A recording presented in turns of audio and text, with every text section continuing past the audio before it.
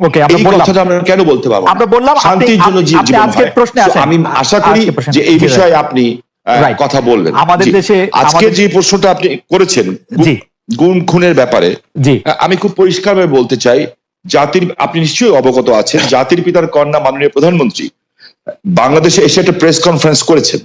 এই প্রেস কনফারেন্সে উনি গুম প্রসঙ্গে জাতির পিতা, আমি পেপারের কাটিং থেকে বলছি, মানে রেকর্ড করে বলছি, গুম প্রসঙ্গে জাতির পিতা কন্যা শেখ হাসিনা বলেন, কয়েকটি আন্তর্জাতিক সংস্থা গুম খুন নিয়ে কথা বলে, গুমের হিসেবে দেখা যায় গেল সবচেয়ে বেশি গুম জিয়াউর রহমানের আমলে, তারপর থেকেই তো চলছে।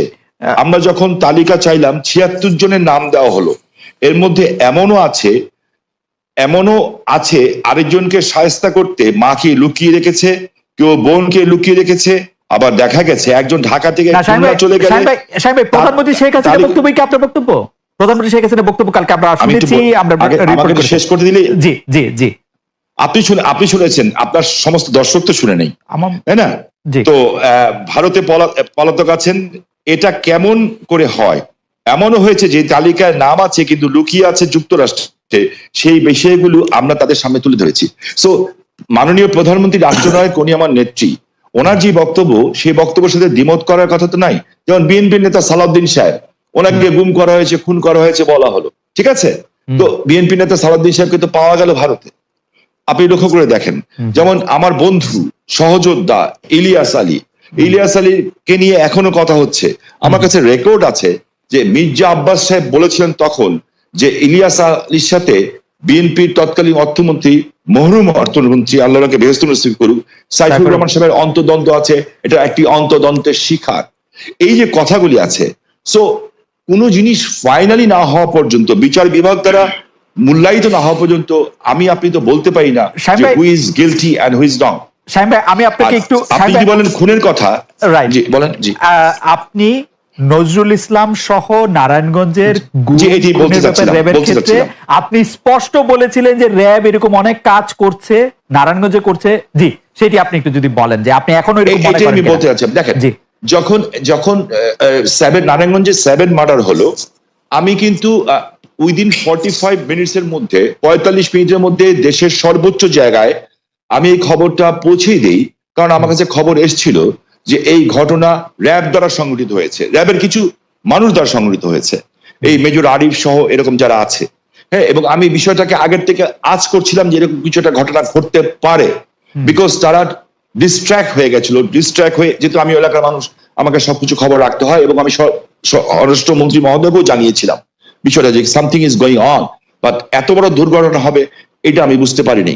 কিন্তু দেখেন, যখন এই ঘটনা ঘটলো, আমি কিন্তু আমার ভয়েস রেজ করেছি, এবং এই জন্য আমার জীবনের শঙ্কা ছিল, কিন্তু আমি সমর্থন পেয়েছি কার?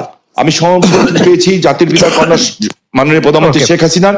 এবং তখন যখন র্যাবের যারা ঊর্ধ্বতন কর্মকর্তা ছিলেন, তারা আমাকে তখন ভুল বুঝেছিলেন, কিন্তু 48 ঘন্টা পার হতে হতে ওরা যখন তদন্ত করে দেখলেন যে আমার কথা সত্য, তার পরিণতিতে কিন্তু সাবজেক্ট এইটা যে খুন হয়েছে এটা সত্য। এটার চেয়েও বড় সত্য হচ্ছে এত বড় বড় উচ্চ পদস্থ ধারীরা এখনো কিন্তু জেলখানায় আছেন, এবং অনেকের যাবজ্জীবন হয়েছে, অনেকের ফাঁসি হয়েছে। শামীম ভাই, আপনাকে শুধু অপরাধ হবে, কিন্তু বিচার হবে কিনা সেটি দেখার বিষয়। শামীম ভাই, আপনাকে প্রশ্নটি করে রাখি, আমি ফারুক ভাইকে শুনে এসে আপনাকে শুনবো। প্রশ্নটি হচ্ছে যে আপনি নারায়ণগঞ্জের 7 মার্ডারের ক্ষেত্রে যেরকম ভয়েস রেজ করেছিলেন, আইন শৃঙ্খলা রক্ষাকারী বাহিনীর সর্বোচ্চ কর্মকর্তা যারা ওইখানে নারায়ণগঞ্জে ছিলেন তাদের সবার বিরুদ্ধে এরকম কোন সিচুয়েশন আর এই গত 4-5 বছরে হয়েছে কিনা যে আপনি ভয়েস রেজ করতে পারতেন? জনাব শামীম ওসমান, আপনার নিশ্চয়ই মনে আসে একরামুল বলে চট্টগ্রামের একজন কাউন্সিলর, তার মেয়ে যখন বলছিল বাবা তুমি কান্না করছো যে, এবং তারপরে যখন তাকে গুলি করে হত্যা শব্দ আমরা শুনলাম, সেই সময়ের মধ্যে কিন্তু আমরা অনেকেই বলছিলাম যে এইখানেই এটি শেষ হওয়া উচিত, কিন্তু এটি আসলে শেষ হয় নাই। জনাব শামীম ওসমান।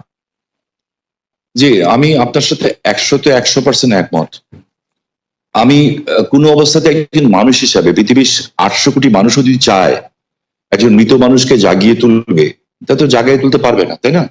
তো একজন মানুষকে আমি গুম করে দিব, খুন করে দিব, এই বিষয়টাকে আমি একজন মানুষ হিসাবে, আমি যদি মৃত্যু হয়ে যায় আমার, আমি কোনোদিন এটাকে সাপোর্ট করব না।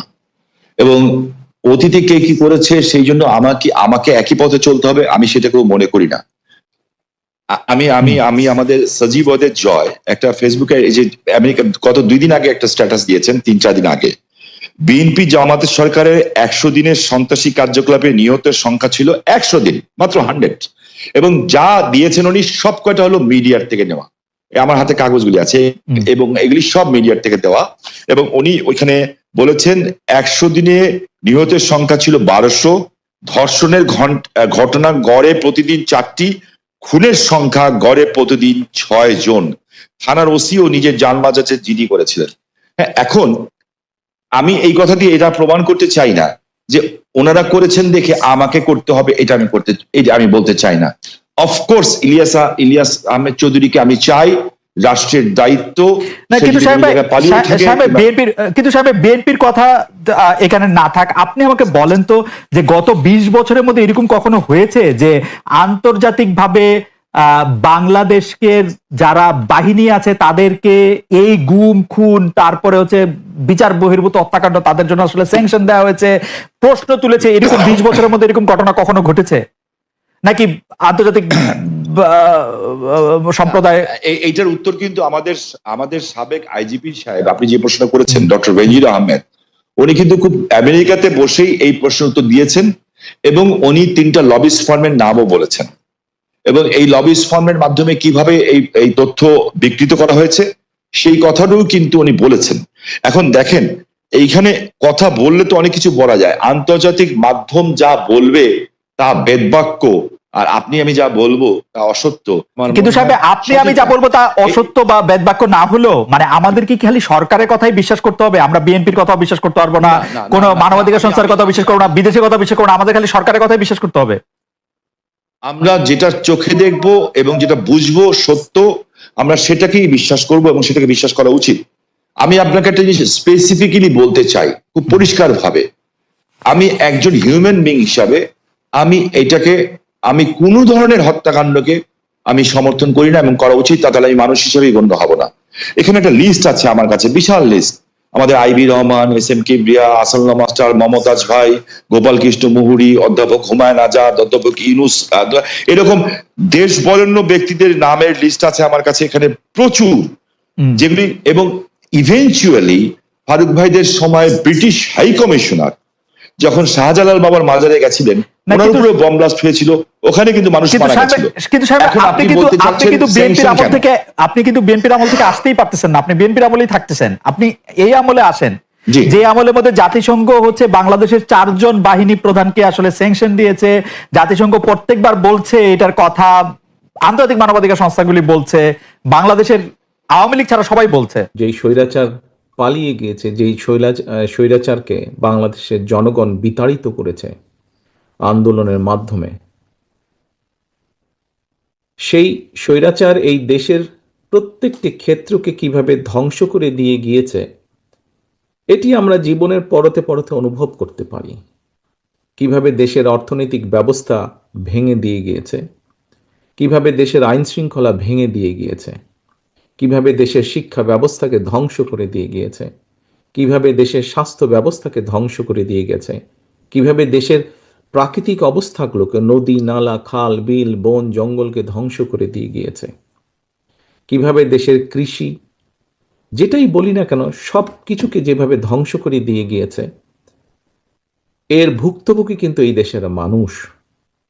এখন একটি রাজনৈতিক দল হিসাবে এবং এই মুহূর্ত পর্যন্ত আত্মবিশ্বাসের সঙ্গে আমরা বলতে পারি বাংলাদেশের জনপ্রিয় রাজনৈতিক দল হিসাবে বিএনপির দায়িত্ব হচ্ছে দেশকে সঠিকভাবে পরিচালনা করা। দেশের মানুষ যখন বিএনপিকে দেশের দায়িত্ব পরিচালনার দায়িত্ব দেবে, প্রিয় ভাই বোনেরা, যেদিন স্বৈরাচার পালিয়ে যায় আমাকে মহাসচিব সাহেব তখন ফোন করলেন, ফোন করে বললেন যে জাতীয় সরকার গঠিত করলে ভালো হয় কিনা, অথবা আমরা জাতীয় সরকারে যাব কিনা। তখন বিভিন্ন রকম একটা হেফাজত কন্ডিশন। আমি তখন বলেছিলাম যে আমরা জনগণের রায় মাথা পেতে নেব, আমরা জনগণের কাছে যাব, আমরা জনগণ যে সিদ্ধান্ত দিবে তাই আমরা মাথা পেতে নেব।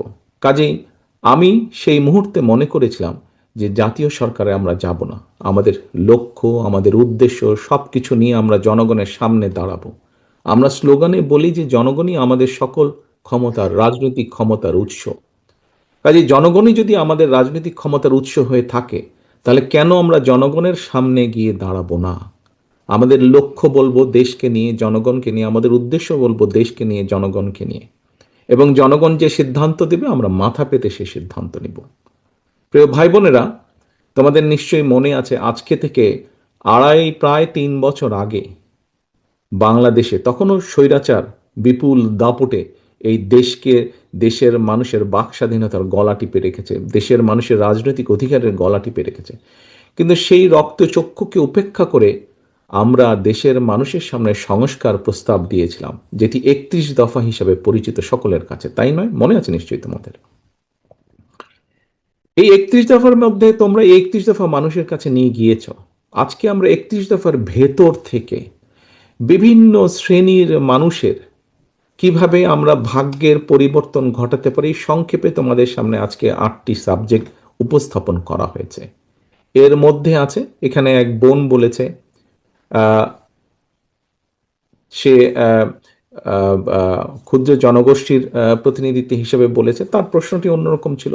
অন্য অনেকেই বলেছে, শিক্ষা নিয়ে বলেছে, অনেক কিছু নিয়ে বলেছে।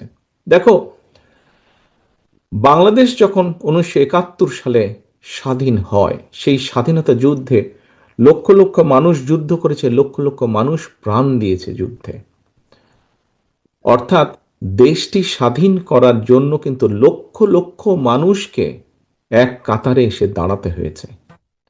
আজকে আমরা দেশ গড়ার পরিকল্পনা, এই কাজটি যদি আমাদেরকে সফল করতে হয়, সারাদিন যে সকল বিষয় নিয়ে তোমরা আলোচনা করলে, এই কাজগুলোকে নিয়ে যদি আমাদের সফল করতে হয়, অর্থাৎ দেশকে যদি সামনে নিয়ে যেতে হয়, মানুষকে যদি তার অবস্থান পরিবর্তন করে ভালো অবস্থানে নিতে হয়, তাহলে আমাদের সকলকে কাঁধে কাঁধ মিলিয়ে কাজ করতে হবে। আমি গত 5ই আগস্টের পর থেকে আমি গত প্রায় 1 বছরের বেশি সময় ধরে বলে আসছি যে আমাদের সামনের সময়গুলো কিন্তু খুব ভালো নয়। সামনে অনেক কঠিন সময়ে অপেক্ষা করছে আমাদের জন্য। বিভিন্নভাবে বিভিন্ন রকম ষড়যন্ত্র বিভিন্ন জায়গায় হচ্ছে। এই ষড়যন্ত্র রুখে দিতে পারে এই দেশের জনগণ, এবং এই ষড়যন্ত্র জনগণকে নিয়ে সাথে রুখে দিতে পারে বিএনপি, বাংলাদেশ জাতীয়তাবাদী দল। এই ষড়যন্ত্র রুখে দেবার একমাত্র উপায় হচ্ছে গণতন্ত্র, গণতন্ত্র এবং গণতন্ত্র। আমরা যদি গণতন্ত্রকে প্রতিষ্ঠিত করতে পারি, যে কোনো মূল্যে জনগণের মতামতকে প্রতিষ্ঠিত করতে পারি, তাহলে অবশ্যই অনেক ষড়যন্ত্রকে আমরা রুখে দিতে পারবো। কিন্তু ষড়যন্ত্রকে রুখে দিতে পারলেও তারপরেও কিন্তু সামনে অনেক কঠিন সময়। একটু আগেই আমি বলেছি, এবং তোমরা নিজেরাও জানো, তোমরা আজকে ছাত্র দলের প্রতিনিধি হিসাবে এখানে প্রত্যেকে উপস্থিত আছো, ছাত্র হিসাবে তোমাদের নিজেদের ধারণা আছে। প্রত্যেকটি ক্ষেত্রে একটি অরাজকতা বিরাজ করছে। কাজে আমরা এখানে আজকে অর্থনীতি নিয়ে আলাপ করেছি। আমরা এখানে তরুণ যে সমাজ, কয়েকজন তোমরা প্রশ্ন করেছে, তরুণ যে সমাজ, তাদের সামনে সবচেয়ে বড় যেই সমস্যাটি, তাদের কর্মসংস্থানের বিষয়, এই কর্মসংস্থানের বিষয় নিয়ে আমরা আজকে এখানে আলাপ করেছি। আমরা দেশের মানুষের স্বাস্থ্য নিয়ে এখানে আলোচনা করেছি। আমরা এখানে দেশের যে অর্ধেক সমাজ নারী সমাজ, এই নারী সমাজকে কিভাবে ইম্পাওয়ার করা যায় এবং তাদের কন্ট্রিবিউশনকে সমাজের মধ্যে নিয়ে আসা যায়, এবং যেটা শুভ ফল দেশের অর্থনীতি, দেশের সমাজ ব্যবস্থা, পরিবার, স্বাস্থ্য সবকিছুর উপরে সে শুভ অবস্থাটা পড়বে, কিভাবে সেটা করা যায় তা নিয়ে আমরা আলোচনা করেছি। দেশের পরিবেশ নিয়ে আমরা আলোচনা করেছি। দেশের শিক্ষা ব্যবস্থা নিয়ে আমরা আলোচনা করেছি। কিভাবে শিক্ষা ব্যবস্থাকে আমরা গড়ে তুলতে পারি, কিভাবে শিক্ষকদেরকে আমরা গড়ে তুলতে পারি সুন্দরভাবে, কারণ শিক্ষকদেরকে যদি আমরা গড়ে তুলতে পারি, তাহলে ভবিষ্যৎ শিক্ষা ব্যবস্থাকেও সুন্দরভাবে গড়ে তুলতে পারবো। কিন্তু এই কাজগুলো করা কিন্তু কঠিন কাজ, নট ইম্পসিবল, কিন্তু অনেক কঠিন কাজ। এবং দেশ এবং জাতিকে যদি নেতৃত্ব দিতে হয়, তাহলে অবশ্যই একটি পরিকল্পনা আমাদের সামনে থাকতে হবে। প্রিয় ভাই বোনেরা, তোমরা আজকে যখন এই হলে এসে বসেছো, তোমাদের আলোচনা শুরু হয়েছে, তোমরা যে আলোচনা শুরু হবার সময় তোমাদেরকে প্রত্যেকে একটা করে ফোল্ডার দেওয়া হয়েছে, এবং কিছুক্ষণ পরে, খুব সম্ভবত লাঞ্চের পরে, তোমাদের সকলকে আলাদা আবার হাতে হাতে একটা লিফলেট দেওয়া হয়েছে না তোমাদের? সেই লিফলেটের মধ্যে কি আছে? সেই লিফলেটের মধ্যে কি আছে আমি বলছি। আলাদা একটি লিফলেট তোমাদেরকে দেওয়া হয়েছে। এখানে সোহেল, আজকে যে অনুষ্ঠান পরিচালনা করছে আমাদের জয়েন্ট সেক্রেটারি সোহেল, তার বক্তব্যে সোহেল কিন্তু একটি গুরুত্বপূর্ণ কথা বলেছে। আমি ব্যক্তিগতভাবে বিশ্বাস করি একটি বিষয়, আমরা যতগুলো পরিকল্পনা নিয়েছি, এই পরিকল্পনাগুলোকে সফল করতে হলে যে